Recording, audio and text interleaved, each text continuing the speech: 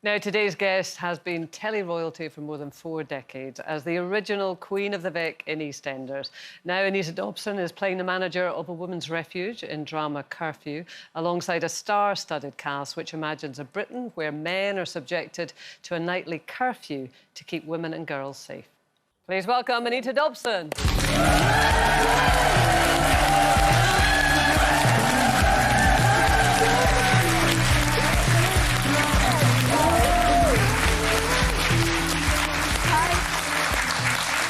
Oh, lovely to have you here, Anita. Hello. Well, it's a really interesting concept, isn't it? Very controversial, yes. Yeah, I was slightly torn on it. I mean, how do you feel about it? Well, I think it's a really good platform for debate.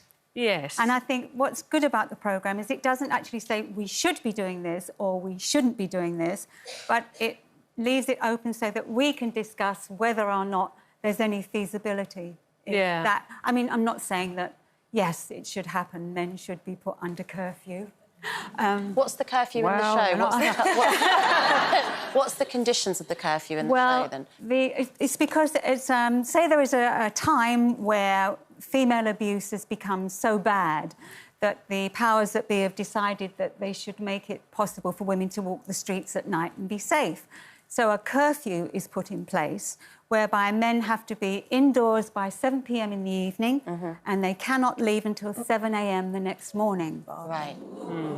Yeah. Quite late in the morning. And they have to wear an ankle bracelet, which, if they break curfew, which means if they leave their designated area, the alarm goes off, the police come, they're taken to prison, and if they haven't broken curfew or if there's no reason for them to be detained, they're kept overnight and then let go, but fined. Yeah. So, yeah. I guess my reservation about it, and not to pick, because you were brilliant in it, you were brilliant in it, and you're right, it is a forum for debate, which I think is really good that we're talking about women's safety and debating it, is that most women who suffer harm, abuse, domestic abuse, do so in their own home, rather than walking the streets. And therefore, for me, that was my initial reaction, well, locking people up when that's actually where the majority of harm happens in the home is not going to reduce the level of violence against women. Absolutely, and that's why... And I think it's really important with every contentious area, with every conflict, the way forward is not to use force or coercion,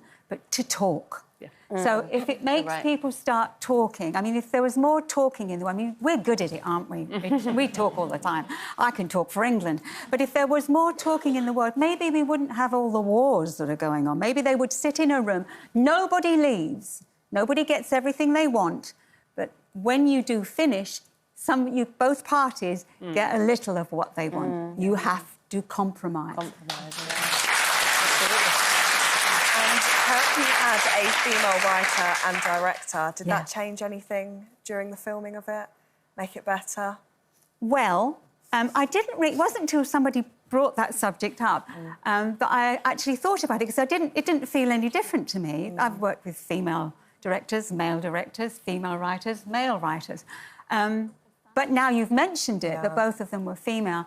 It was great. And on this subject as well, it's nice that it's women that are because if you had a problem and you thought, how would this woman react in this situation? You had two females right on hand to say, well, I think this, or maybe I think that.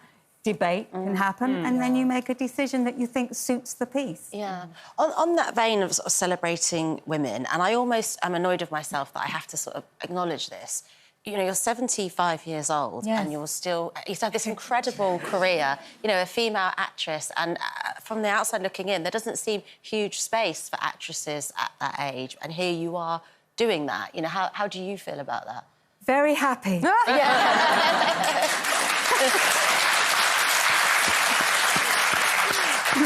It's funny you bringing the subject up, because I was talking to a casting director, and she said that she gets memos from agents that are looking for actresses, or particularly actresses in this case, and they say, don't send me anyone who doesn't look their age. Right. Oh, that's interesting. Which is quite interesting, because I'd never heard of that What before. is it to look your age, though? Yeah. Well, I think it's that you haven't had any work done. You think? I think so. I mean, some work, if it's tiny, and if you have to have it done, then go ahead and get it done.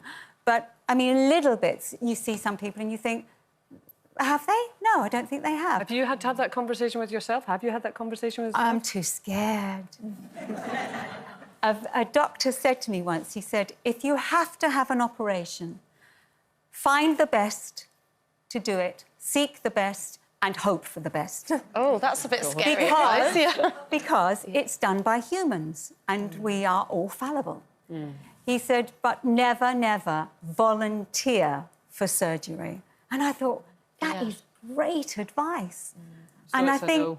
I can understand how, if you're a really big movie star where you think, you know, you just want to grab another 5, maybe 10 years to add on to your career, that you know, you would get tempted.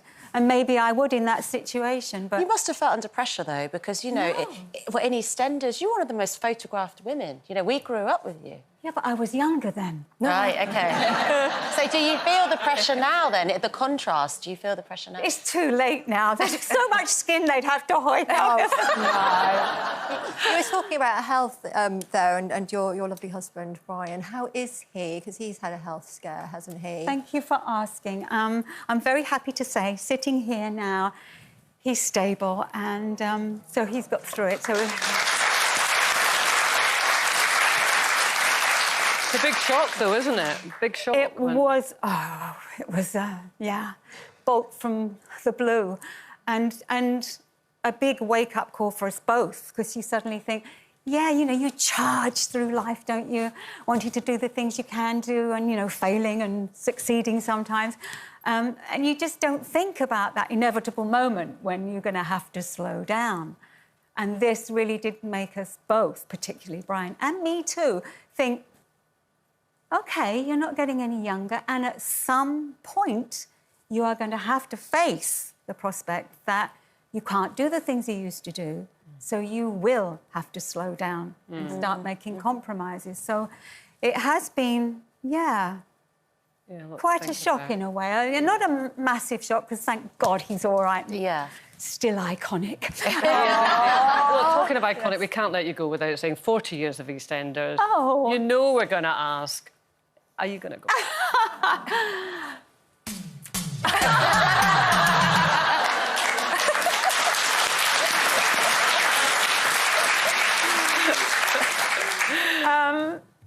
It's a question I've been asked a lot over the years, and I never say never because you just don't know, but she was such a huge part of my life and is so iconic, Angie. I would be reluctant to go back and tarnish that portrait. So I kind of want to leave her as glorious as she was forever, in a way. Oh, listen, Anita, thank you very much. I just have to say, sitting listening to you, and we talk about age and you look your age or whatever, the thing that comes across about you is your energy, your vitality, your intelligence, and we should speak about that more than what you look like. I mean it. That just changed your minute. Anita Dobson, everyone, and Curfew is on Paramount Plus. Watch it and make up your own mind.